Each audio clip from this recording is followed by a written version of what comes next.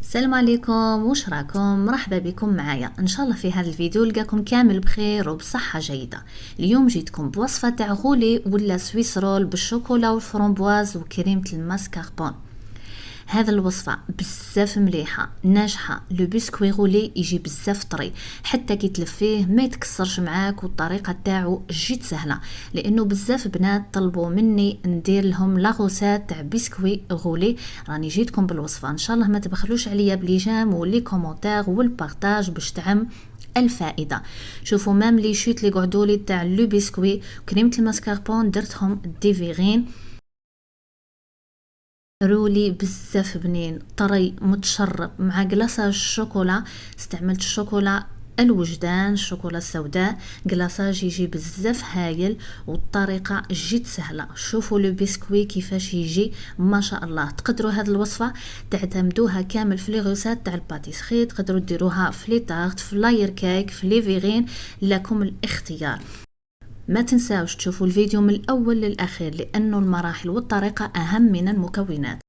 نبدأ بسم الله بالمكونات تاع لو بسكوي. عندي 5 بيض بدرجة حرارة المطبخ في صلة الصفار على البياض. عندي 120 غرام سكر، 70 مليلتر زيت، و70 غرام فرينة.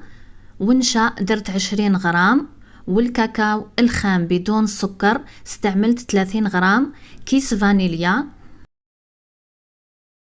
نصف ملعقة صغيرة لا ليفور شيميك اللي هي خميرة الحلويات، ونصف ملعقة صغيرة بيكربونات.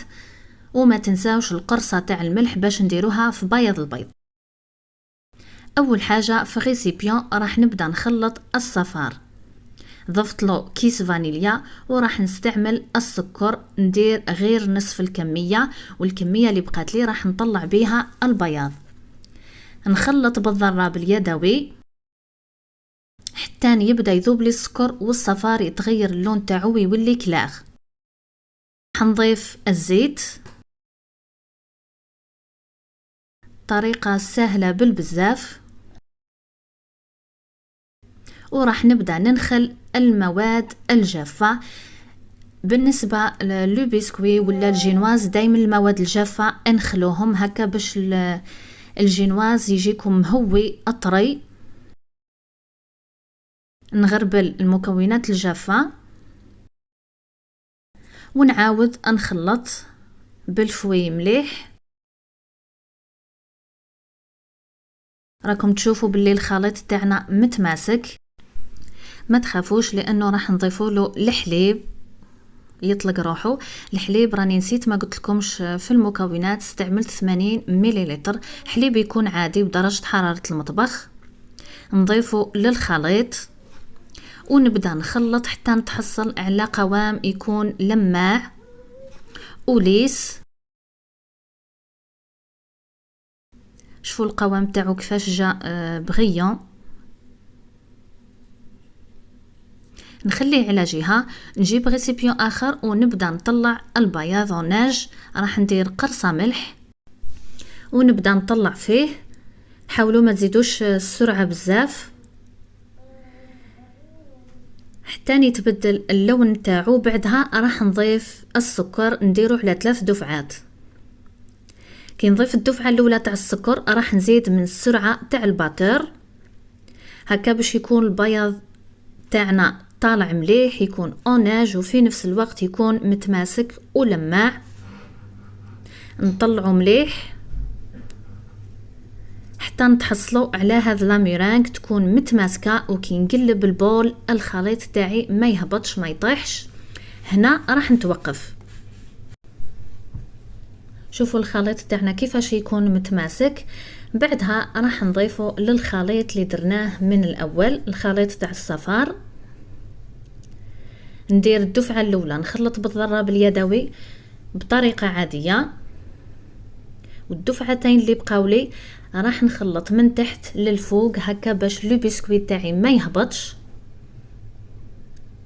وايضا تحصل على نتيجه تكون مليحه. هذا لو بسكوي يجي طري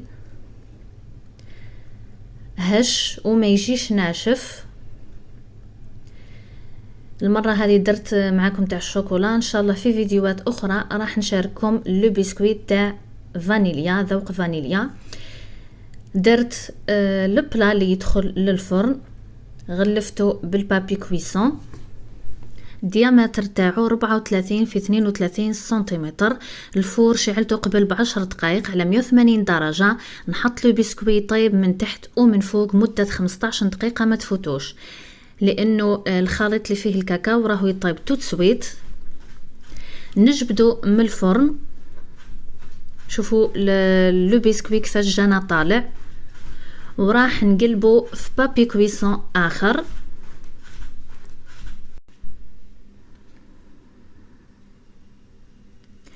نورمالمون نديرو نروليه ديراكتومون في الطورشون يكون بلول. مي انا بغيت نعطيكم القوام تاعو كيفاش جا. غطيته بطورشون يكون مبلول حوالي 5 دقائق هكا باش يزيد يطرى اكثر. بعدها راح نقلبو فوق المنديل،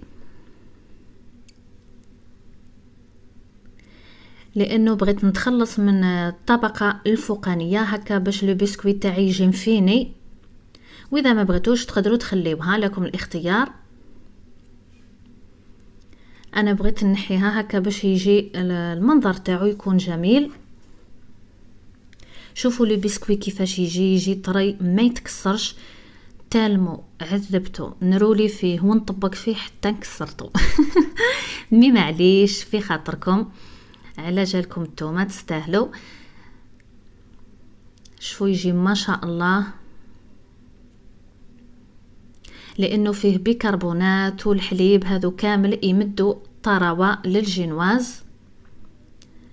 بعدها راح نروليه في طورشون يكون مبلول، ولازم المنديل تعصروه مليح من الماء. نروليه برفق، ما تضغطوش عليه بزاف.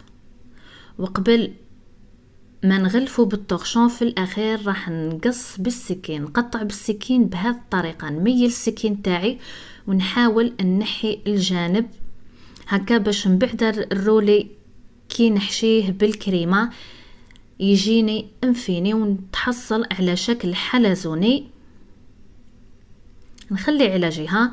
بالنسبه للكريمه تاع ماسكربون استعملت حوالي 200 غرام ماسكربون ولا جبن كريمي، المهم ما يكونش مالح.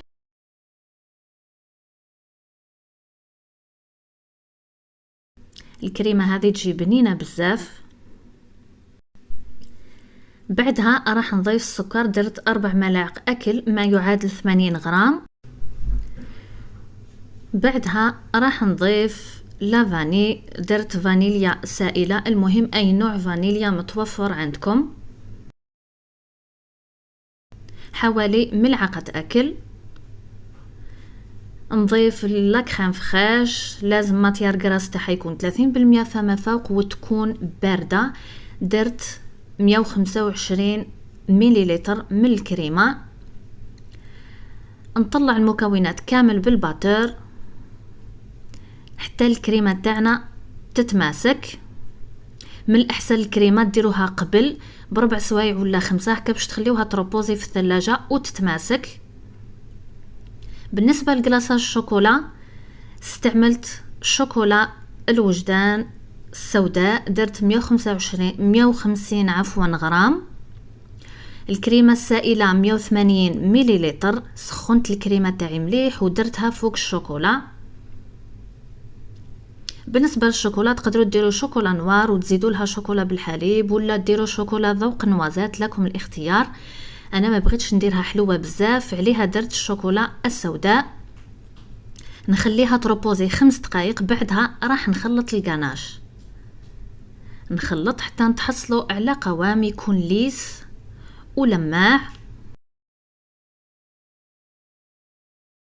شوفوا كيفاش جاي يجي يبري ما شاء الله.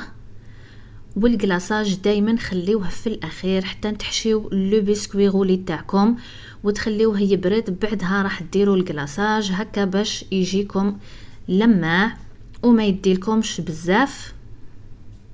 انا درتو ونسيتو تالمو مع الولاد. بالنسبه للسيرو واش درنا 200 مليلتر ماء، 80 غرام السكر، درتهم فوق النار يغليو مدة 5 دقائق. بعدها طفيت عليهم وزدت لهم 4 حبات من الفرامبواز، ميكسيتهم تري بيان وصفيتهم هكا باش السيرو تاعنا ياخذ الذوق تاع الفرامبواز.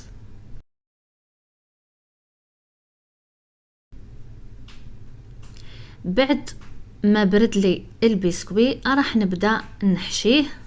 لازم تخليوه يبرد هكا باش ديروا له الكريمه تاع ماسكاربون ما تهبطش معاكم. نحاول نشربه مليح بالسيرو هكا باش يجينا متشرب مليح ويزيد يطرى اكثر. بالنسبه للسيرو نحيت منه كاس صغير باش نشرب به لو بسكوي في الاخير.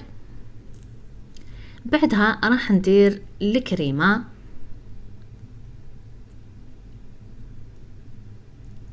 طريقه سهله بالنسبه اللي ما عندهاش الماسكاربون ولا كريم فريش، تقدري ديري لا شونتيي بودره، ديري كاس شونتيي بودره مع كاس غير ربع ما بارد ولا حليب بارد، طلعيهم مليح. ضفت الشوكولا، كانت عندي فيريرو روشي، استعملت حوالي 4 حبات، قصيتها بالسكين هكا باش كي ناكلو الرولي تكون القرمشه في الحشو. ومن الاحسن تستعملوا شوكولا نوعيه جيده لانه لي برودوي راهم يلعبوا دور بزاف في الوصفه، ماهيش كيما كي ديري برودوي موش مليح الوصفه الذوق تاعها راح يتبدل. عندي حبات من الفرامبواز حوالي 6 حتى ل 7 حبات، نحطهم فوق الكريمه. ذوق الشوكولا وكريمه الماسكربون والفرامبواز يكون حامض جا ما شاء الله. ما عندكمش فرامبواز تقدروا تستعملوا الفراوله مام سوريز، هو ثاني راح يجي بنين. ونحاول نضغط عليهم شويه بالملعقه. بعدها راح نرولي لو بسكوي. حاولوا تتعاملوا معاه برفق لانه البسكوي طري بزاف.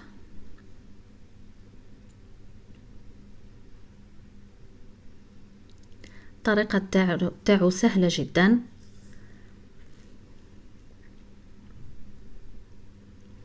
بعدها راح نغلفه بالبابي كويسون لانه لازم نخليه يبرد مليح.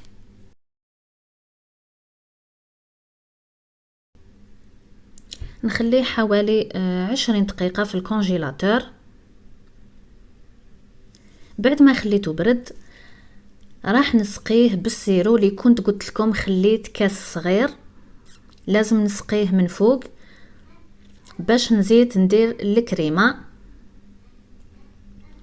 بالنسبه للكريمه اللي راح نديرها في الاخير، اذا ما بغيتوش ديروها تقدروا ديروا ديراكتومون الكلاصاج، مي من الاحسن ديروا الكريمه هكا باش تجيكم حاجه مفينيه. وراح ندير لاستيس هذه تاع البابي كويسون بهذه الطريقه. ندير شريط صغير ونحاول نمشي على الرولي تاعي كامل هكا باش نتحصل على رولي يكون مفيني وايضا ليس باش كي ندير الكاناش يجيني مفيني. لازم تحطوه في الكونجيلاتور مدة 30 دقيقة باش يتماسك. مام كي تقطعوه تقدروا تتحكموا فيه. كيما قلت لكم انا الكاناش تاعي تالمو ما لقيتش الوقت مع الولاد راهو برد لي وتماسك شويه، مي من الاحسن ديروا الكاناش تاعكم في الاخير باش الكلاصاج يجيكم ليس وايضا ما يديلكمش كميه كثيره. انا كي عاد برد لي درت بهذه الطريقه بالملعقه، جاني كانه شكل تاع حطبه. بالنسبه للتزيين استعملت شوكولا تاع فيريرو روشي، قطعتها بالقشاره اللي نقشروا بها البطاطا، وكان عندي شوكولا على شكل قلوب.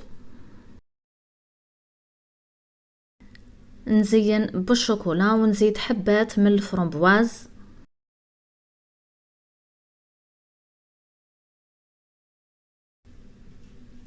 التزيين دايما يبقى اختياري، كل وحده وش تحب وش متوفر عندها.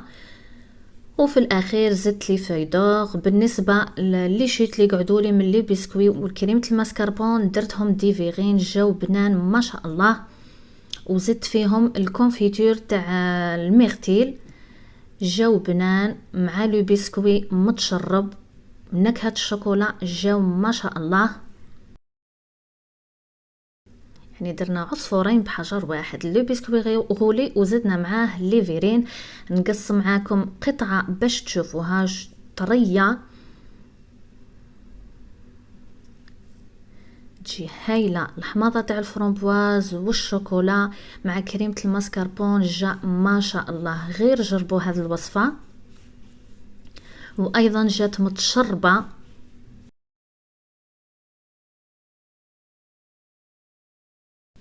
بالنسبه للطول تاع الرولي 30 سنتيمتر، يعني راح يدير لك كميه لا باس بها، حوالي 8 قطع.